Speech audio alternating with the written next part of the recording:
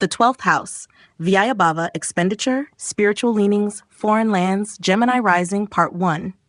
The talker meets silence, where thought dissolves into the infinite. For Gemini Rising, the 12th house, Bhava, falls in Taurus, a fixed earth sign ruled by Venus. Gemini, ruled by Mercury, thrives on mental movement, ideas, curiosity, and rapid communication. But when it reaches the 12th house, the realm of endings, rest, loss, and spiritual surrender, it is asked to quiet the mind and deepen the senses. The chatter must stop. The ideas must settle. Gemini must come home to the body and lose itself in stillness. Taurus here is both refuge and resistance. It asks the mercurial mind to slow down, to feel more than think, to savor more than analyze. Yet this very grounding can feel like a kind of death to the endlessly mobile and curious Gemini. Taurus in the 12th, pleasure as path or prison. Venus's influence brings themes of sensuality, beauty, and material comfort to the house of release. For Gemini rising, this often shows up as a deep attachment to luxury, sleep, music, food, and beauty rituals as means of escape or self-soothing. Their subconscious is filled with aesthetic sensitivity and a need for emotional security.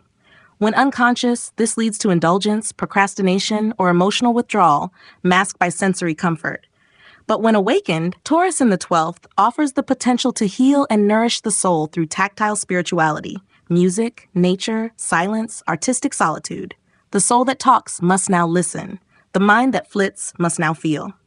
Venus as Lord, the gentle dissolver of ego.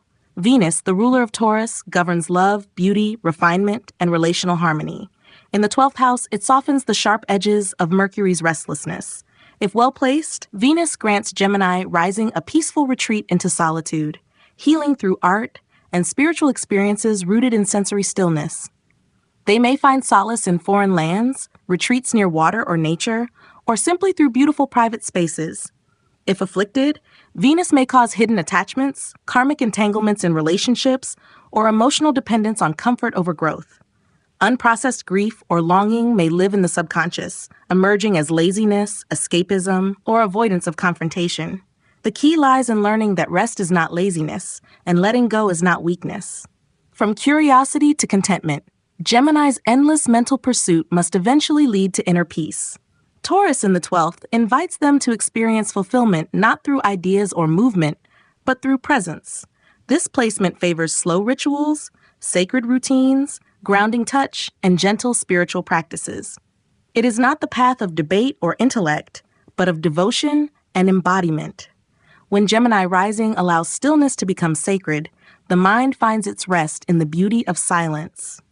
Activation years and turning points. The 12th house activates at ages 12, 24, 36, 48, 60, 72, and 84. These years may bring events that force Gemini rising to slow down, health sabbaticals, emotional retreats, or solitary healing journeys. At 24 or 36, they may move abroad, end significant patterns of overactivity, or discover the healing power of art and solitude. At 48 or 60, the lessons of surrender mature into conscious spiritual practice. Each cycle asks, are you running from silence or resting in it? Are you consuming to numb or feeling to heal? From talk to touch, from mind to matter. Ultimately, Taurus in the 12th teaches Gemini rising that not all knowing comes through words. Some truths live in stillness, some in the breath, some in the quiet beat of a grateful heart.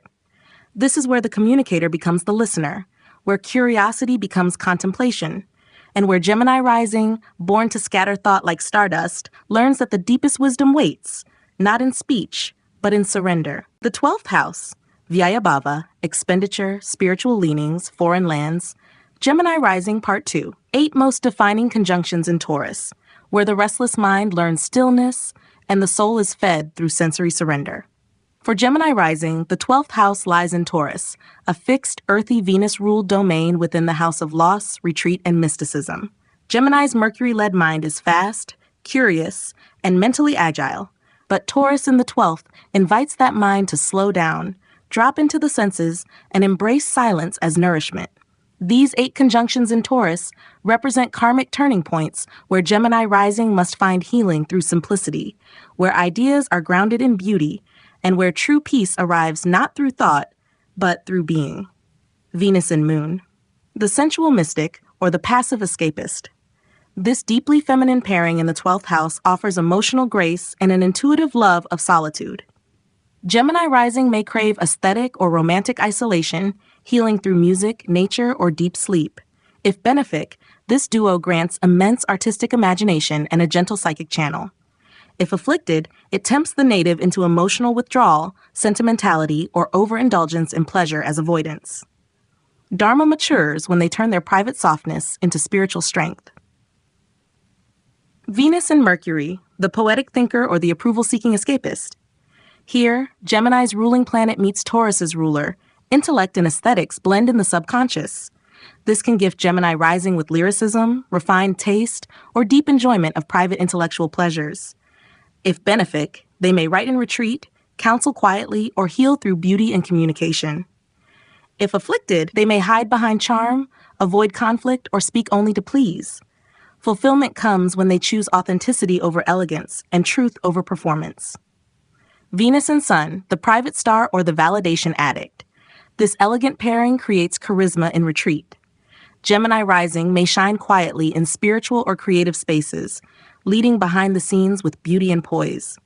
If benefic, they bring light to hidden realms, becoming artists, spiritual stylists, or cultural healers. If afflicted, they may seek love or recognition in secrecy, or attach to ego pleasure in isolation. Karma refines when they realize that true light needs no witness. It just is. Moon and Mercury, subtle intelligence or thought loop prison. This mind-emotion duo in Taurus grants a calm, sensory-grounded thought process when benefic. Gemini rising may become skilled in reflective writing, dream journaling, or intuitive therapy. If afflicted, it creates mental restlessness and solitude, overthinking emotions, or compulsive worrying during withdrawal. Maturity arrives when they shift from overanalysis to embodied understanding, using the breath, not the brain, to return to balance. Moon and Sun, inner peace or identity disintegration. This luminary union in Taurus within the 12th house points to a potential for inner integration through emotional grounding. Gemini rising may feel emotionally stable in spiritual spaces or require solitude to feel themselves. If benefic, they cultivate lasting serenity through body-based spirituality, yoga, gardening, tactile prayer. If afflicted, they may feel emotionally flat, overly self-reliant, or subtly lost in identity. Peace emerges when they root their selfhood in presence, not performance. Sun and Mercury. The quiet authority, or the lonely analyst. This cerebral fire brings awareness and logic into the subconscious, ideal for behind-the-scenes leadership or private study. Gemini rising may enjoy intellectual retreats, writing from seclusion, or guiding others through inner work. If afflicted, it may isolate them through pride or overthinking, or lead to burnout through overexertion. Growth begins when they honor rest not as laziness, but as restoration for the soul's deeper work. Mercury and Mars, the silent strategist or the agitated mind. Mars here adds fire to Mercury's logic in the house of rest. Gemini rising may be intellectually restless in solitude, driven to solve, write, plan, or argue within themselves. If benefic, it brings razor-sharp analysis used for healing or spiritual activism. If afflicted, it may lead to insomnia, sharp inner self-talk, or irritable withdrawal. Karma balances when they use thought to soften, not to control, allowing discipline to support, not suppress. Mars and Moon, somatic healer or emotionally triggered hermit. This pairing activates bodily emotion in the hidden house. Gemini rising may be deeply intuitive with physical energy, feeling emotional messages in the body. If benefic, they use movement or touch as emotional therapy, dance, massage, yogic breathwork. If afflicted, it brings inner tension, mood swings in solitude, or impulsive escape from feelings. The dharmic path opens when they learn to listen to the body's wisdom rather than override it. In summary, Taurus in the 12th house teaches Gemini rising that the most sacred knowledge doesn't come from books, words, or facts, but from silence, softness, and stillness. These conjunctions ask the native to find comfort in solitude, to heal through slowness, and to ground their wildly creative mind in the nourishing earth of simple pleasures. This is where the communicator becomes the quiet artist, where thinking bows to feeling, and where Gemini rising, born to explain the world, finally learns that the most divine truths are not spoken. They are felt in the silence within. The 12th house, Vyaya Bhava, Expenditure, Spiritual Leanings, Foreign Lands, Libra Rising Part. The Diplomat in Detachment, where harmony must be let go and the soul learns the meaning of release. For Libra Rising, the 12th house, Vyaya Bhava, falls in Virgo, a mutable earth sign ruled by Mercury. Libra, ruled by Venus, seeks beauty, balance, and relational harmony. But when it enters the 12th house, the domain of spiritual withdrawal, karmic closure, loss, foreign lands, and solitude, it meets Virgo's analytical precision and need for order. Here, the graceful seeker of peace is challenged to confront the imperfections of emotional karma and to process spiritual pain with logic, ritual, and inner service. This is not a house of visible elegance. It's a realm of invisible purification. For Libra rising, the path to release is not through aesthetic charm, but through humble introspection, detailed refinement, and devotional clarity. Virgo in the 12th, order in isolation, purification through quiet work. Virgo brings a healing but critical presence to this final house of dissolution. For Libra rising, this may manifest as a need to fix their inner world before they feel safe enough to retreat. They may worry excessively in solitude, analyze their spiritual failings, or hold themselves to impossible standards even when no one is watching. At its highest, Virgo in the 12th gives Libra rising the power to purify their inner life through routine, discipline, and healing work, often done quietly, in service of something greater than themselves. It may also draw them to foreign environments for health-based or spiritual reasons, especially where retreat and structured healing are involved. But when unconscious, it creates self-judgment, guilt for resting, or a sense that they must earn their right to let go. Mercury as Lord. The subtle analyst of the soul, Mercury rules Virgo and governs intellect, discrimination, and skill. In the 12th house, Mercury turns its gaze inward, toward spiritual systems, psychological clarity, and karmic refinement. If well placed, this gives Libra rising insight into patterns, the ability to distill complex emotions into digestible understanding, and a devotion to inner service. They may become excellent therapists, retreat facilitators, or private healers. If afflicted, however, Mercury in this house leads to overthinking, sleep disturbances, anxiety during solitude, or compulsive routines as a form of emotional avoidance.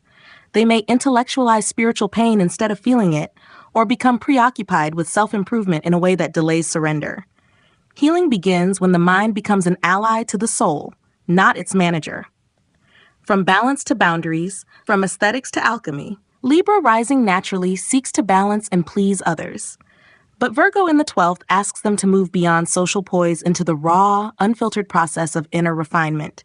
This placement requires that they let go of the need to be liked, and instead do the invisible work of healing their subconscious fears, often alone, often misunderstood. It teaches that not all closure is graceful. Some endings require deconstruction before clarity emerges, and true balance is not external. It's the stillness that comes when nothing more needs to be controlled. Activation years and turning points. The 12th house activates at ages 12, 24, 36, 48, 60, 72, and 84. These are years when Libra rising may retreat from the public eye, face deep karmic reckonings, or become absorbed in service-based solitude. At 24 or 36, they may journey abroad to heal, or confront internal restlessness that forces a restructuring of their inner narrative. At 48 or 60, they may become deeply involved in private work, offering clarity, not charm.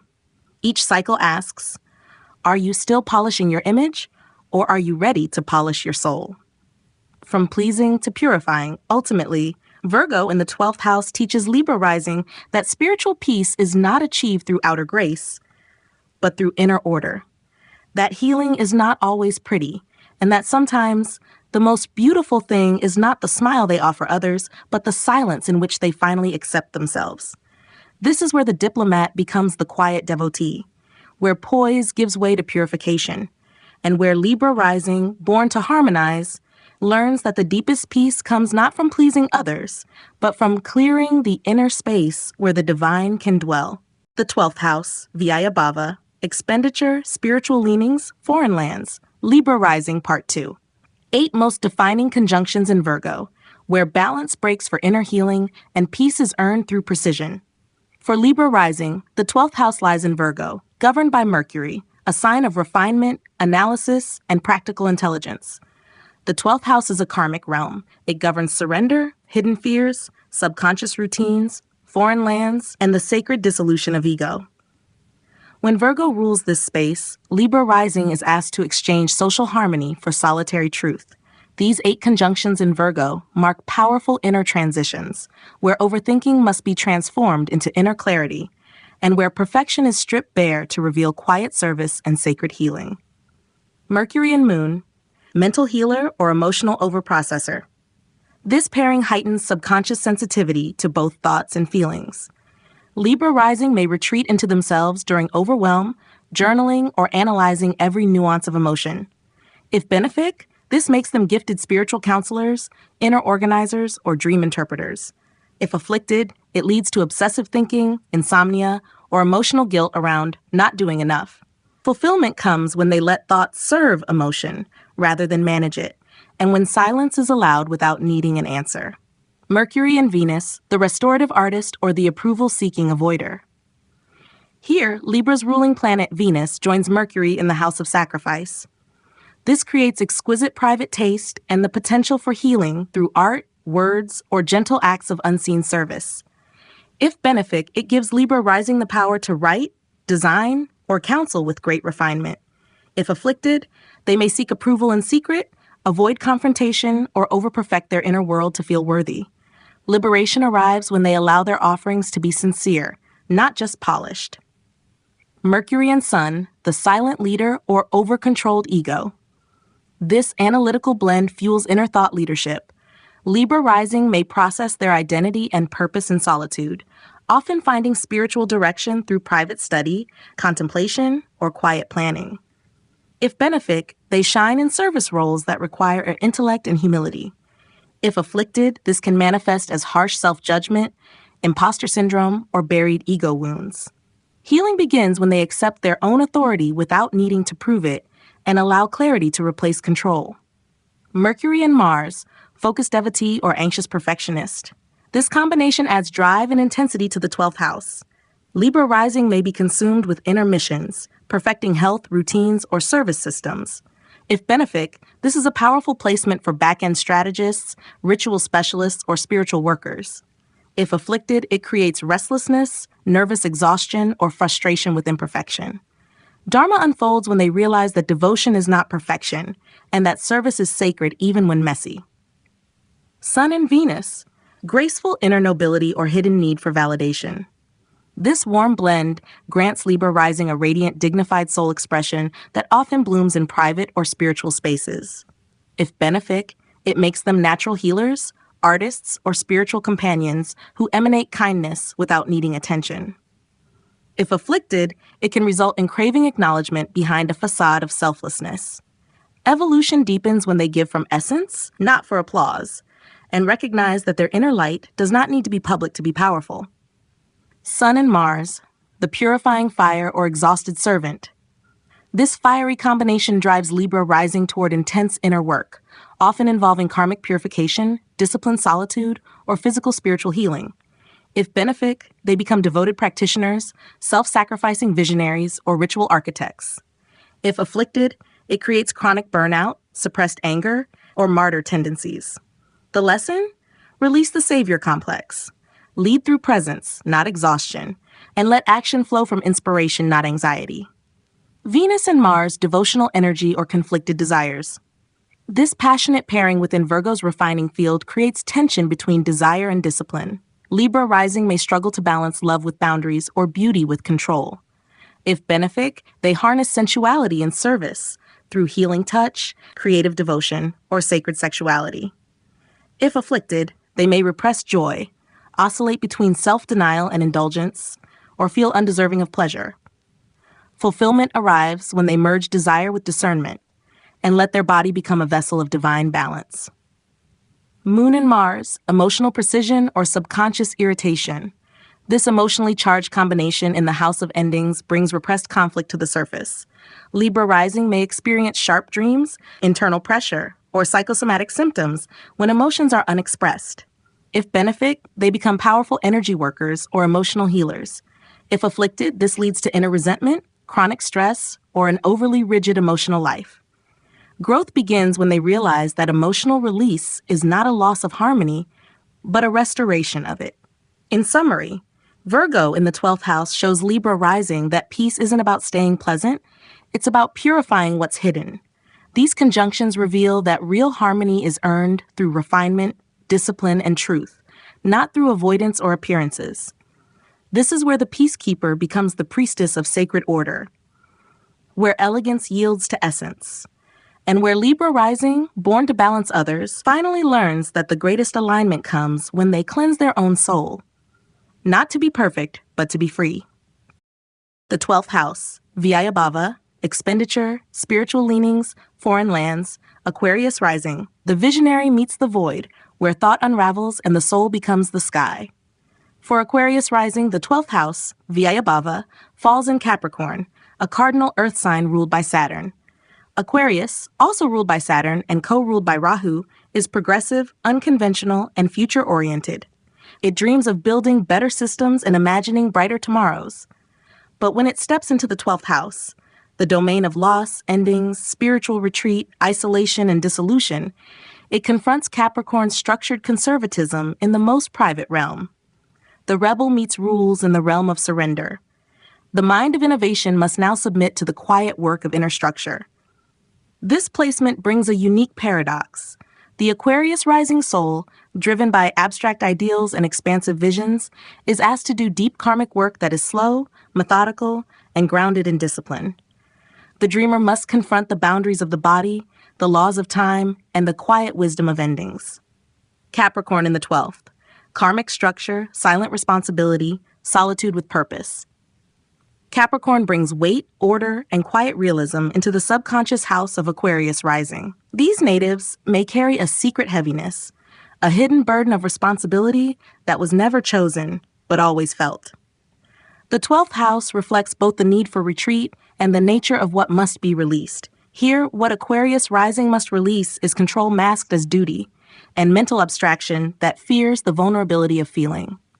Capricorn in this house often means that spiritual peace is not found through radical escape or cosmic vision, but through patient introspection, solitude, and the acceptance of limits. Their soul learns through spiritual labor, staying committed to healing, to daily solitude, to karmic integration. There may be a strong draw toward institutional spirituality, monasticism, ashrams, spiritual retreats, or to foreign environments where structure and seclusion support inner growth. Yet the risk is suppression. Capricorn here can cause Aquarius rising to bury fears under performance, isolate when they need connection, or treat the soul like another task to organize. Saturn as Lord, the quiet architect of karmic closure. Saturn rules both Aquarius and Capricorn, and in the 12th house, it takes on its most introverted, karmically potent form. Saturn here teaches through isolation, delay, and detachment, not to punish, but to purify. If strong, this placement gives Aquarius rising incredible strength in silence, the ability to work for others without credit, and a spiritual resilience born of solitude. If afflicted, however, Saturn may manifest as subconscious guilt, coldness in retreat, or an overwhelming sense of alienation. The soul may struggle with closure or carry karmic themes of abandonment, exile, or unfinished duty from past lives. The deeper lesson is this: let structure support release, not suffocate it. Let discipline lead to devotion, not depletion. From progress to presence, from systems to surrender. Aquarius rising tends to operate from the mind, seeking innovative solutions for collective problems. But Capricorn in the 12th asks them to slow down and feel the weight of being.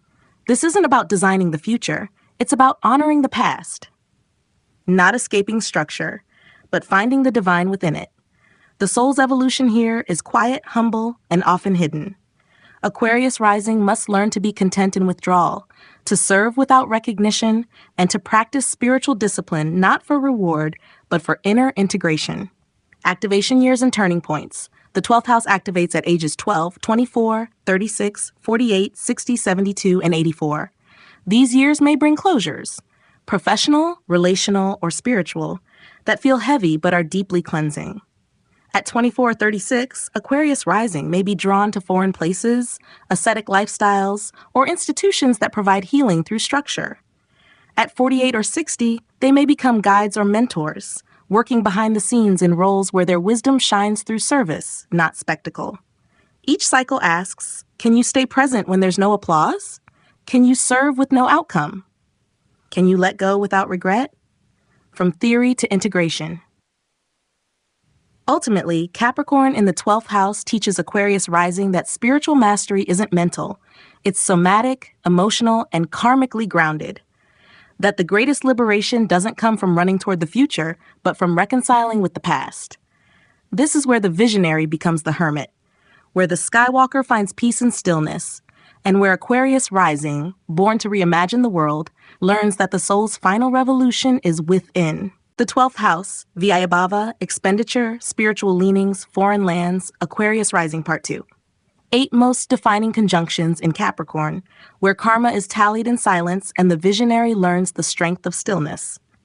For Aquarius rising, the 12th house, governing loss, retreat, moksha, foreign lands, and spiritual surrender, falls in Capricorn, ruled by Saturn. Here, Aquarius rising is invited to face the quietest layer of its karma, not with rebellion or reform, but with structure, silence, and self-discipline. These 8 conjunctions in Capricorn within the 12th house create key karmic junctures where solitude becomes sacred, order becomes medicine, and the soul awakens not in revolution, but in reverence. Saturn and Moon, the silent griever or the spiritual stoic. This emotionally restrained pairing often gives Aquarius rising a serious, melancholic inner world. They may carry grief that has no clear source, or feel quietly exiled from emotional warmth. If benefic, this gives emotional maturity, intuitive discipline, and a capacity to heal others through steady presence. If afflicted, it creates emotional inhibition, loneliness and solitude, or subconscious anxiety. Dharma unfolds when they embrace their emotional world as a place of wisdom, not weakness. Saturn and Sun, the karmic leader or the hidden martyr. This duo fuses responsibility with soul purpose. In the 12th house, Aquarius rising may quietly carry burdens for others, serve without recognition, or feel their identity is locked inside karmic obligations. If benefic, they become spiritual guides, mentors, or institutional architects working in the background. If afflicted, it causes suppression of self-worth or a feeling that they must earn the right to exist. Fulfillment arrives when they shift from proving their value to simply living their truth, quietly, consistently, and without needing permission. Saturn and Mercury, the inner strategist or the mental over-controlling. This intellectual and structured combination gives Aquarius rising the power to build entire inner worlds of reflection and spiritual rigor. If benefic, they excel in behind-the-scenes roles, writing, planning, counseling, or guiding others from retreat. If afflicted, they overthink themselves into paralysis or use logic to avoid emotional truths. Growth begins when they let thoughts become tools, not prisons, and allow stillness to lead strategy. Saturn and Venus, the ascetic aesthetic or the withholding lover. This elegant, serious blend may cause Aquarius rising to feel beauty must be earned or love must be deserved through duty. In the 12th house, it can lead to self-denial or retreat from sensuality and affection. If benefic, they become curators of spiritual beauty, artists, monks, or silent lovers who serve beauty without attachment. If afflicted, it creates coldness, guilt and pleasure, or emotional rigidity. Dharma awakens when they learn that love is not a weakness, it is a discipline of the heart. Sun and Mercury, the conscious anchor or the self-critical planner. This cerebral solar fire grants Aquarius rising an inner voice of clarity and potential genius, but one they rarely speak aloud. If benefic, it makes them brilliant in spiritual teaching, quiet leadership, or private mentorship. If afflicted, it can generate harsh self-talk or suppressed identity. Liberation comes when they let intellect serve integrity, not perfectionism, and when they believe their quiet insight counts, even if never spoken. Sun and Venus, the soul artist or the hidden yearner. This warm, refined combination glows softly in solitude. Aquarius rising may secretly long for connection, harmony, and grace, but feel safest expressing it through art, service, or devotion. If benefic, it grants quiet charisma and the ability to uplift others without seeking spotlight. If afflicted, it causes craving for validation that is never voiced or spiritualized self-denial. Karma softens when they allow themselves to receive beauty, not only create it, and let love enter without needing control. Moon and Mercury, the thoughtful mystic or the nervous retreater. This introspective blend gives Aquarius rising emotional intelligence rooted in reflection, not reaction. If benefic, they write from the soul, teach with compassion, and think with emotional grace. If afflicted, they may spiral through thought and suppress emotional truth, mistaking logic for safety. Peace emerges when they stop analyzing the feeling and instead feel it in stillness. Venus and Mercury, the hermit creator or the pleasing idealist. This combination refines speech, taste, and artistic intellect. Aquarius rising may create beautiful work in isolation, serve as a silent guide, or write with soft power. If benefic, it fosters sacred design, spiritual hospitality, and soul-nourishing thought. If afflicted, it causes fear of rejection, approval-seeking, or avoidance of difficult truths. Their dharma unfolds when they allow truth to be soft, beauty to be brave, and service to be sincere, not strategic. In summary, Capricorn in the 12th house teaches Aquarius rising that the final frontier of progress is not external, but internal. These conjunctions mark quiet karmic culminations, where the soul must release its need to change the world and instead understand its own depths. Where service becomes sacred, time becomes teacher, and stillness becomes strength.